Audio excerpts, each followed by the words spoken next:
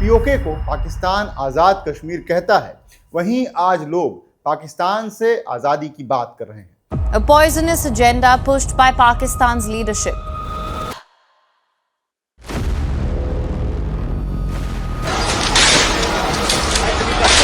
जिस सरकार का दावा है कि वो जनता की इच्छा से चलती है, उसी सरकार पर आरोप है कि उसने जनता की आवाज को बंदूक से दबाने की कोशिश की।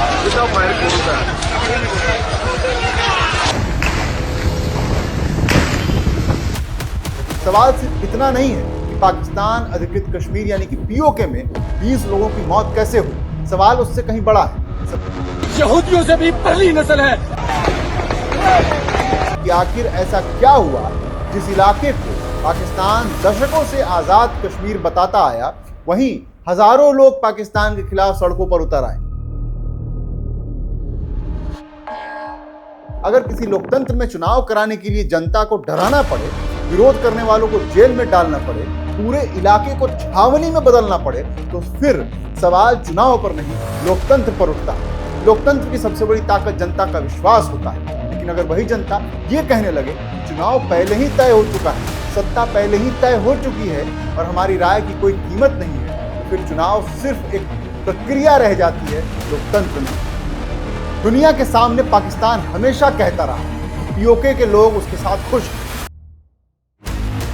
लेकिन अगर सब कुछ इतना ही सामान्य और ठीक है, तो फिर हर कुछ महीनों में वहां विरोध क्यों भड़क जाता है? लोग बिजली, महंगाई और बेरोजगारी के खिलाफ क्यों सड़कों पर उतर आते हैं? और जब वही आंदोलन राजनीतिक अधिकारों तक पहुंच जाता है, तो उसका जवाब बातचीत से नहीं बल्कि गोलियों से क्यों दिया जाता है?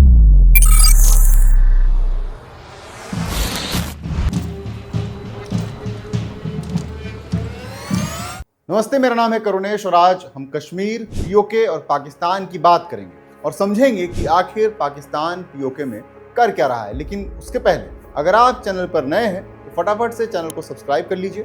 जिस पीओके को पाकिस्तान आज़ाद कश्मीर कहता है, वहीं आज लोग पाकिस्तान से आज़ादी की बात कर रहे हैं। जिस जमीन को लोकतंत्र का हिस्सा बताया जाता है, वहाँ चुनाव से पहले गोलियों की आवाज़ गूंज रही है। जिस सरकार का दावा है कि वो जनता की इच्छा से चलती है, उसी सरकार पर आरोप है कि उसने जनता की आवाज को बंदूक से दबाने की कोशिश की।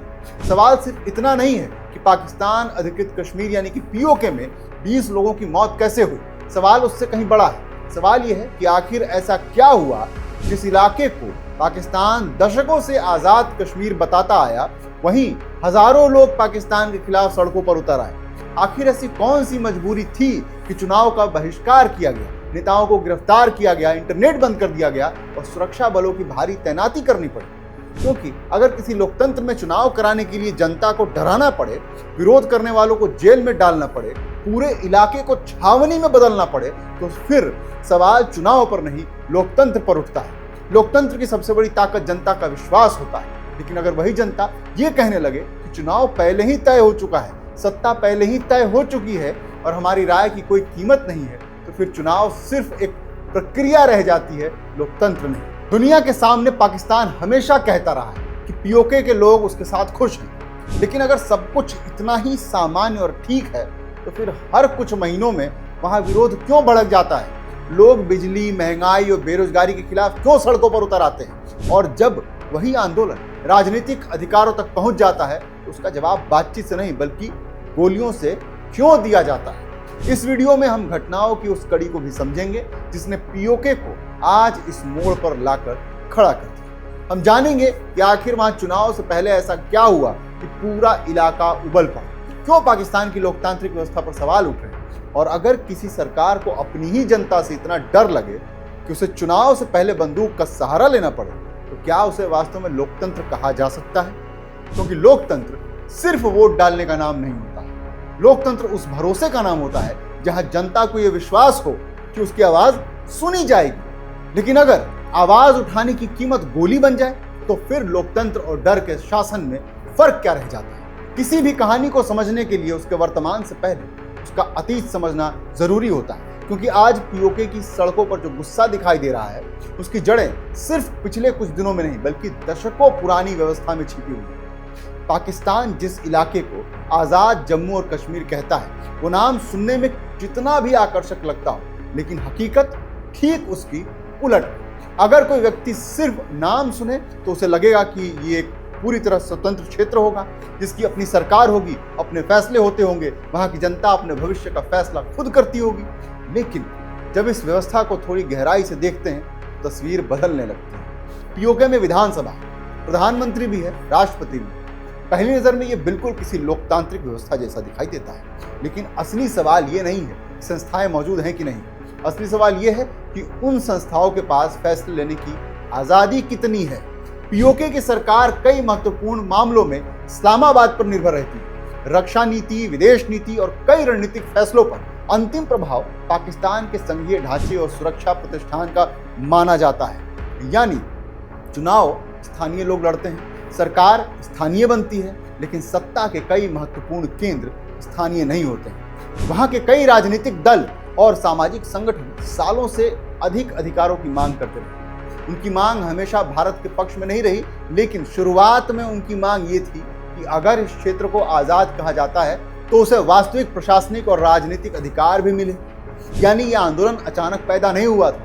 पहले लोगों ने महंगाई के खिलाफ आवाज उठाई, फिर बिजली के बढ़ते बिलों के खिलाफ आंदोलन हुआ, फिर गेहूं की कीमतों और बेरोजगारी पर प्रदर्शन हुए। लेकिन जब लोगों को यह महसूस होने लगा कि उनकी आर्थिक समस्याओं की जड़ राजनीतिक व्यवस्था में है, तब आंदोलन का स्वरूप बदलने लगा। अब सवाल सिर्फ महंगाई का नहीं था, सवाल ये था कि क्या यहाँ जनता वास्तव में अपनी सरकार चुनती है या सिर्फ चुनाव में हिस्सा भर ले लेती है। यहीं से लोकतंत्र और चुनाव के बीच का फर्क समझना जरूरी हो जाता है। अक्सर हम लोकतंत्र को सिर्फ वोट डालने की प्रक्रिया समझ लेते हैं, लेकिन लोकतंत्र का अर्थ सिर्फ मतदान नहीं होता। लोकतंत्र का मतलब है समान अवसर, स्वतंत्र चुनाव, निष्पक्ष प्रशासन, विरोध करने का अधिकार और सत्ता से सवाल पूछने की आजादी। अगर चुनाव से पहले विरोध करने वाले नेताओं को गिरफ्तार कर लिया जाए, अगर इंटरनेट बंद कर दिया जाए, अगर सुरक्षा बलों की मौजूदगी आम नागरिकों में डर पैदा कर दे, अगर लोगों को यह महसूस होने लगे परिणाम पहले से तय है,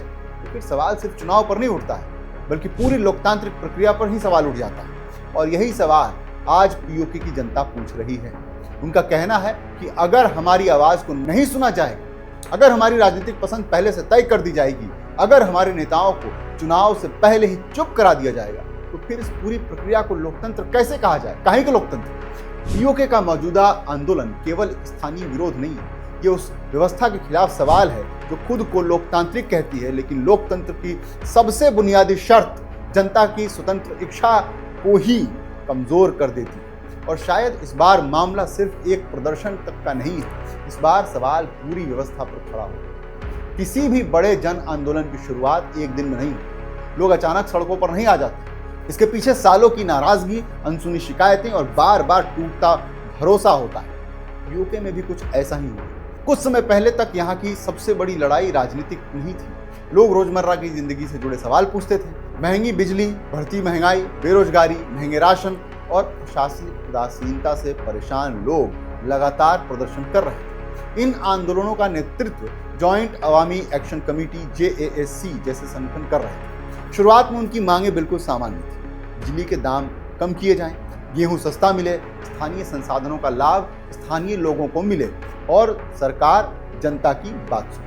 लेकिन अक्सर इतिहास हमें बताता है कि जब आर्थिक शिकायतों को लंबे समय तक नजरअंदाज किया जाता है तो वे धीरे धीरे राजनीतिक असंतोष में बदल जाते हैं। पीओके में भी यही हुआ। लोगों को लगने लगा कि समस्या सिर्फ महंगाई की नहीं है, बल्कि ये व्यवस्था है जिसमें फैसले लेने वाले लोगों के प्रति जनता की जवाबदेही बहुत सीमित है। इसी बीच चुनाव की तैयारियां शुरू हो गई। सामान्य परिस्थितियों में चुनाव लोकतंत्र का उत्सव माना जाता है।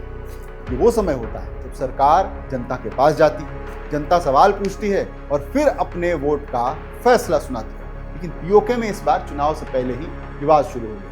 विपक्षी दलों और स्थानीय संगठनों ने आरोप लगाया कि चुनावी प्रक्रिया में ऐसे बदलाव किए जा रहे हैं जिनसे इस्लामाबाद का प्रभाव और बढ़ जाएगा। कुछ ने आरक्षित सीटों की व्यवस्था पर सवाल उठाए, कुछ ने उम्मीदवारों और चुनावी माहौल को लेकर के चिंता जताई। सरकार ने इन आरोपों को खारिज किया, लेकिन जमीन पर अविश्वास बढ़ता गया। फिर हालात और बिगड़ गए। JASC पर प्रतिबंध लगा दिया गया। उसके कई नेताओं और कार्यकर्ताओं को हिरासत में लिया गया। कई इलाकों में इंटरनेट सेवाएं बाधित कर दी गई। बड़ी संख्या में सुरक्षा बल तैनात किए गए। सरकार ये तर्क दे रही थी कि ये सब कानून व्यवस्था बनाए रखने के लिए किया जा रहा है, लेकिन लोगों का कहना था कि ये कानून व्यवस्था नहीं बल्कि असहमति को दबाने की तैयारी है। अगर किसी चुनाव से पहले सबसे प्रभावशाली विरोधी संगठन पर प्रतिबंध लगा दिया जाए, अगर उसके नेताओं को गिरफ्तार कर लिया जाए, अगर लोगों की आवाज सोशल मीडिया और इंटरनेट के जरिए बाहर ही न जा सके, अगर सड़कों पर बंदूकें वोटों से ज्यादा दिखाई दे, तो चुनाव कितना स्वतंत्र रह जाता है। इसी सवाल ने पीओके के चुनाव को सिर्फ एक स्थानीय राजनीतिक घटना नहीं रहने दिया, ये अब लोकतांत्रिक विश्वसनीयता की परीक्षा बन चुका है। जेएएसी और कई अन्य समूहों ने चुनाव के बहिष्कार का आह्वान किया। उनका कहना था कि जिस प्रक्रिया पर जनता को भरोसा ही नहीं है, उसमें भाग लेने का कोई मतलब नहीं बनता। दूसरी ओर पाकिस्तान सरकार लगातार ये कहती रही है कि चुनाव संवैधानिक प्रक्रिया के अनुसार होंगे तो लोकतांत्रिक व्यवस्था कायम है। लेकिन जब जनता और सरकार लोकतंत्र की परिभाषा ही अलग अलग बताने लगे, टकराव लगभग तय हो जाता है। और वही हुआ, प्रदर्शन तेज हो गए, हजारों लोग सड़कों पर उतरे, कई जगह सुरक्षा बलों और प्रदर्शनकारियों के बीच झड़पें हुई।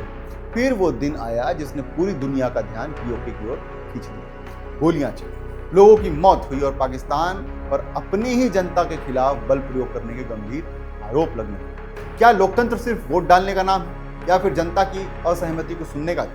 लोकतंत्र की असली परीक्षा चुनाव के दिन नहीं होती, असली परीक्षा उससे पहले होती है। जब जनता सवाल पूछ रही हो तब सरकार का व्यवहार कैसा होता है। जब लोग विरोध कर रहे हैं तब सत्ता उनकी बात सुनती है या उन्हें चुप कराने की कोशिश करती है, क्योंकि लोकतंत्र में सरकार की सबसे बड़ी ताकत उसकी बंदूक नहीं, जनता का भरोसा होता है। लेकिन पीओके में चुनाव से पहले जो तस्वीर सामने आई है, उसने इसी भरोसे पर सबसे बड़ा सवाल खड़ा कर दिया। हजारों लोग सड़कों पर थे, अलग अलग शहरों में रैलियां निकल रही थी, लोग चुनावी प्रक्रिया पर सवाल उठा रहे थे। उनका कहना था कि चुनाव स्वतंत्र और निष्पक्ष नहीं है। दूसरी तरफ पाकिस्तान की सरकार और प्रशासन ये कह रही थी कि कानून व्यवस्था बनाए रखना उनकी जिम्मेदारी है और किसी भी तरह की हिंसा या अराजकता को बर्दाश्त नहीं किया जाए। फिर हालात तेजी से बिगड़ने लगे।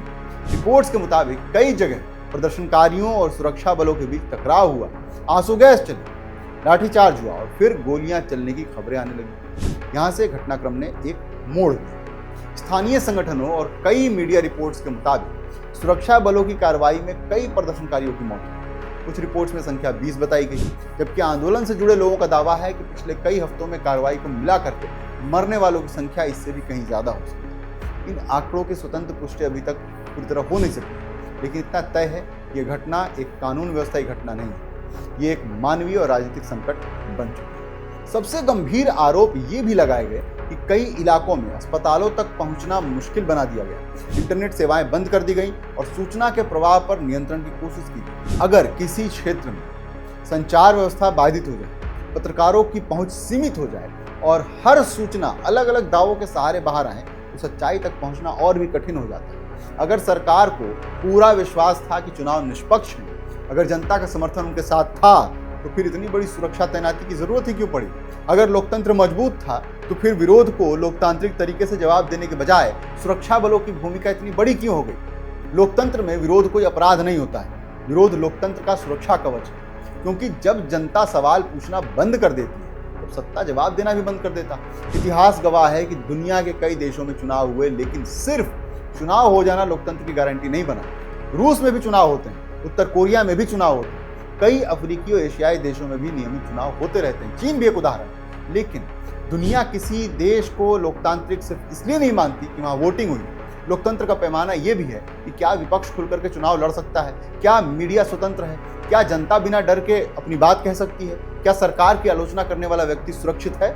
यही कसौटी आज पीओके के सामने भी खड़ी है। पाकिस्तान लगातार कहता है कि वो कश्मीर में लोकतंत्र का समर्थक है, लेकिन अगर उसी के प्रशासन वाले इलाके में चुनाव से पहले विरोध करने वालों पर गोलियां चलने लगे, संगठनों पर प्रतिबंध लगे, नेताओं को गिरफ्तार किया जाए और संचार व्यवस्था बाधित कर दी जाए, तो अंतर्राष्ट्रीय स्तर पर सवाल उठना स्वाभाविक है।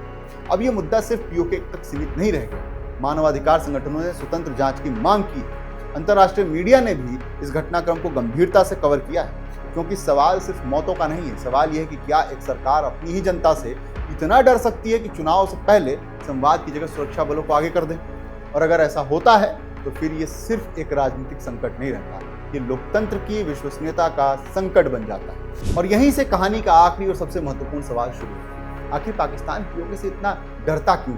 अगर ये इलाका सचमुच उसकी बात से सहमत है तो फिर हर कुछ समय बाद वहां असंतोष क्यों फूट पड़ता है? इस सवाल का जवाब सिर्फ राजनीति में नहीं बल्कि भूगोल, रणनीति, अर्थव्यवस्था और पाकिस्तान की पूरी कश्मीर नीति में छुपा है। सबसे पहले समझिए कि पीओके पाकिस्तान के लिए सिर्फ एक सीमावर्ती इलाका नहीं है। ये वो क्षेत्र है जो पाकिस्तान को चीन से जोड़ता है। चीन पाकिस्तान आर्थिक गलियारा यानी सीपेक इसी इलाके से होकर के गुजरता है। अरबों डॉलर के निवेश, सड़कें, सुरंगें और ऊर्जा परियोजनाएं इस पूरे क्षेत्र को पाकिस्तान की अर्थव्यवस्था और चीन के साथ उसकी रणनीतिक साझेदारी का अहम हिस्सा बनाती है। ऐसे में अगर पीओके में लगातार अस्थिरता बनी रहती है तो उसका असर सिर्फ स्थानीय प्रशासन पर नहीं रहेगा बल्कि पाकिस्तान और चीन दोनों के हितों पर पड़ सकता है। दूसरा कारण पाकिस्तान का कश्मीर नैरेटिव। करीब 8 दशकों से पाकिस्तान दुनिया को यह बताता आया है कि वो कश्मीर के लोगों के अधिकारों की लड़ाई लड़ रहा है। लेकिन अगर उसी के प्रशासन वाले क्षेत्र में लोग चुनाव पर सवाल उठाएं, अधिक स्वायत्तता वाली मांग करें,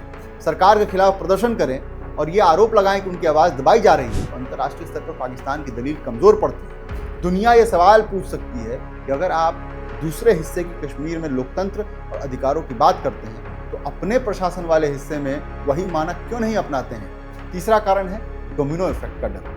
अगर पाकिस्तान में जनता का दबाव सफल हो जाता है और वहां अधिक राजनीतिक अधिकार या प्रशासनिक स्वायत्तता मिलती है तो पाकिस्तान के दूसरे संवेदनशील क्षेत्रों जैसे गिलगिट बाल्टिस्तान या बलूचिस्तान में भी ऐसी ही मांगे शुरू हो सकती हैं। वहां भी सालों से संसाधनों, राजनीतिक प्रतिनिधित्व और स्थानीय अधिकारों को लेकर के असंतोष सामने आता रहा। इसीलिए इस्लामाबाद के लिए पीओके सिर्फ एक क्षेत्र नहीं है बल्कि एक मिसाल भी है। अगर यहाँ व्यवस्था बदली तो उसका असर दूसरे इलाकों तक पहुंच सकता है। चौथा कारण पाकिस्तान की राष्ट्रीय सुरक्षा सोच। पाकिस्तान में कश्मीर का मुद्दा सिर्फ विदेश नीति का विषय नहीं बल्कि राष्ट्रीय सुरक्षा का भी हिस्सा माना जाता है। इसलिए पीओके में होने वाला कोई भी बड़ा आंदोलन अक्सर सिर्फ राजनीतिक विरोध नहीं माना जाता बल्कि सुरक्षा चुनौती के रूप में देखा जाता है। कई बार राजनीतिक सवालों का जवाब राजनीतिक बातचीत से कम सुरक्षा उपायों से ज्यादा दिया जाता है। लेकिन इन सब कारणों से भी बड़ा एक कारण है वैधता का सवाल। हर सरकार की सबसे बड़ी ताकत उसकी सेना नहीं है बल्कि जनता का भरोसा होता है। अगर किसी क्षेत्र में लोग बार बार ये महसूस करें कि उनकी बात नहीं सुनी जा रही, निष्पक्ष चुनाव नहीं हो रहे, फैसले कहीं और लिए जा रहे हैं और उनकी सरकार पूरी तरह स्वतंत्र नहीं है तो धीरे धीरे असंतोष बढ़ने लगता है और ये असंतोष समय समय पर प्रदर्शनों के रूप में सामने आता है। पीओके पाकिस्तान के लिए सिर्फ एक नक्शे पर बना हुआ इलाका नहीं है, ये उसकी विदेश नीति, चीन के साथ रणनीतिक संबंध, राष्ट्रीय सुरक्षा, कश्मीर पर आधिकारिक दावे और आंतरिक राजनीतिक स्थिरता इन सभी का संगम है। और शायद इसी वजह से वहाँ उठने वाली हर आवाज़ पाकिस्तान के लिए सिर्फ एक स्थानीय विरोध नहीं रह जाती, ये उसकी पूरी राजनीतिक कहानी पर एक सवाल बन जाती है। इसलिए आज सबसे बड़ा सवाल ये नहीं है कि पीओके में विरोध क्यों, सबसे बड़ा सवाल ये है कि अगर किसी सरकार को अपनी ही जनता से बार बार डर लगने लगे तो क्या यह समस्या जनता में है या फिर व्यवस्था में? भारत में अक्सर एक ही सवाल पूछा जाता है कि भारत पीओके कब वापस लेगा। लेकिन आज सबसे बड़ा सवाल यह है कि पाकिस्तान पीओके को संभाल क्यों नहीं पा रहा है? क्योंकि अगर किसी क्षेत्र के लोग बार बार सड़क पर उतर रहे हैं, अगर हर कुछ महीनों में महंगाई, बिजली, बेरोजगारी और राजनीतिक अधिकारों को लेकर के आंदोलन हो रहे हैं, अगर चुनाव से पहले ही विरोधी नेताओं को गिरफ्तार कर लिया जा रहा है, अगर इंटरनेट बंद करना पड़ रहा है, अगर हजारों सुरक्षाकर्मी तैनात करने पड़े और अंत में गोलियां चल जाए, तो फिर ये सिर्फ कानून व्यवस्था की समस्या नहीं है, ये शासन व्यवस्था की समस्या है। लोकतंत्र की सबसे बड़ी ताकत सेना नहीं होती है, संविधान नहीं होता, संसद नहीं होता। लोकतंत्र की सबसे बड़ी ताकत होती है जनता का भरोसा। जिस दिन जनता को यह लगने लगे उसकी आवाज़ का कोई मतलब नहीं है, उसके वोट से कुछ बदलने वाला नहीं है, उसके सवाल पूछने पर उसे देशद्रोही या उपद्रवी कहा जाएगा, उसी दिन लोकतंत्र कमजोर होना शुरू हो जाता है। पूरी दुनिया में लोकतंत्र को सिर्फ चुनाव से नहीं मापा जाता। अगर ऐसा होता तो हर चुनाव कराने वाला देश लोकतांत्रिक कहलाता, जैसे मैंने पहले ही बताया। लेकिन दुनिया चुनाव के साथ साथ ये भी देखती है कि क्या विपक्ष को बराबरी का मौका मिला, क्या मीडिया स्वतंत्र था, क्या अदालतें निष्पक्ष थी, क्या सरकार की आलोचना करने वालों की सुरक्षा मिली, क्या नागरिक बिना डर के अपनी बात कह पाए। यही कसौटी पीओके पर भी लागू होती है। पाकिस्तान सालों से अंतर्राष्ट्रीय मंचों पर कश्मीर में लोकतंत्र और मानवाधिकारों की बातें करता रहा, लेकिन आज सवाल उसके अपने प्रशासन वाले इलाके पर उठ रहे हैं। अगर पीओके वास्तव में आज़ाद है तो वहाँ के लोगों को अपनी बात कहने के लिए प्रतिबंधों का सामना क्यों करना पड़ रहा है? आज पीओके में जो कुछ हो रहा है वो हमें यही याद दिलाता है कि चुनाव करवा देना और लोकतंत्र होना दोनों एक जैसी बातें नहीं होती। हो सकता है चुनाव हो सकता है नई सरकार भी बन जाए, हो सकता है आधिकारिक नतीजे भी घोषित हो जाए, लेकिन अगर जनता के मन में ये सवाल बचा रह गया कि क्या हमारी आवाज़ सच में सुनी जाएगी, तो फिर लोकतंत्र की सबसे बड़ी परीक्षा वहीं अधूरी रह जाती है। और इसलिए ही शायद पीओके की ये कहानी सिर्फ पाकिस्तान की कहानी नहीं है, ये उस मूल सवाल की कहानी है जो हर लोकतंत्र में पूछा जाना चाहिए। क्या सत्ता जनता के लिए है या जनता सिर्फ सत्ता को वैधता देने का एक माध्यम बनकर रह गई? इसी सवाल का जवाब तय करेगा कि इतिहास इन घटनाओं को एक सामान्य चुनाव के रूप में याद रखेगा या उस पल के रूप में जब आज़ाद कश्मीर के नाम पर खड़ी पूरी राजनीतिक व्यवस्था पर सबसे गंभीर सवाल खड़े हुए।